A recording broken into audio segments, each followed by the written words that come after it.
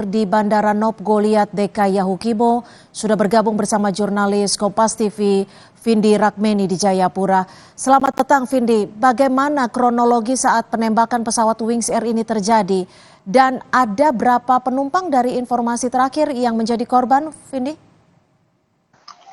Ya, selamat sore Cynthia dan juga saudara. Dapat kami informasikan bahwa insiden penembakan terhadap pesawat Wings Air ini terjadi pada Sabtu siang sekitar pukul 13.20 ketika pesawat Wings Air ini terbang dari Bandara Sentani membawa 36 penumpang ke Kabupaten Yahukimo. Namun saat akan landing di runway 25, pesawat ini ditembak oleh kelompok kriminal bersenjata yang berada di ujung bandara, tepatnya di Kalibrasa, sehingga memang akibat tembakan yang dilakukan oleh kelompok kriminal bersenjata ini mengenai badan pesawat dan menembus hingga ke dalam pesawat yang menyebabkan satu penumpang di kursi nomor 19 terluka di bagian leher.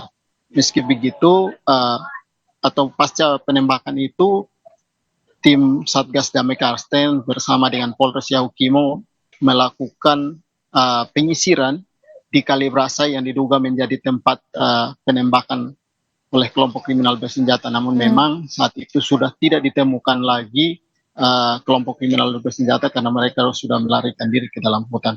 Namun pasca penembakan ini sendiri memang pesawat bisa kembali terbang, namun tujuannya tidak kembali ke Jayapura, namun rute penerbangannya dialihkan menuju Timika, Cynthia.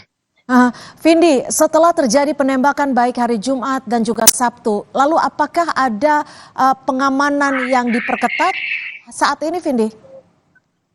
Ya, Cynthia, terkait untuk pengamanan sendiri memang dari Kapolres Yahukimo menyampaikan bahwa pasca penembakan yang dilakukan kemarin di Bandara Yahukimo, Kepolisian Resort Yahukimo bersama dengan TNI dan juga Forkopimda sudah menggelar rapat tadi malam untuk memastikan bahwa kondisi keamanan atau kondisi keamanan penerbangan menuju dan keluar dari DKI ini aman untuk digunakan seperti itu.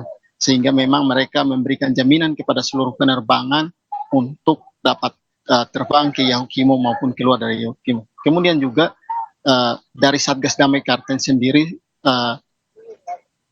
dari informasi yang kami dapatkan tadi siang bahwa mereka akan menambah pengamanan di seluruh bandara, khususnya daerah-daerah rawan seperti Yahukimo, Nduga, Kabupaten Puncak, Intan Jaya, dan juga Puncak Jaya. Ini untuk memastikan bahwa aktivitas penerbangan dari menuju kabupaten-kabupaten ini tidak terhambat atau tidak diganggu oleh kelompok kriminal bersenjata. Karena memang saat ini juga salah satu faktor yaitu sementara distribusi atau mengambil kembali distribusi logistik pemilu dari daerah-daerah ini, sehingga memang Satgas Damai Karten memperketat pengamanan di daerah-daerah rawan ini, Cynthia. Ya, Vindi, singkat saja, apakah ini artinya penerbangan bisa dilakukan seperti biasa atau di stop sementara?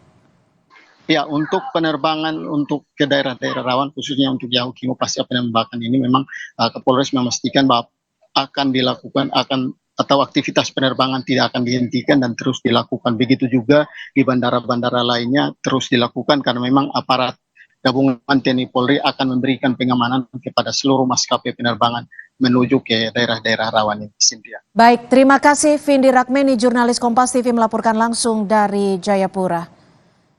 Saudara, 2 pekerja tertimbun saat mengerjakan proyek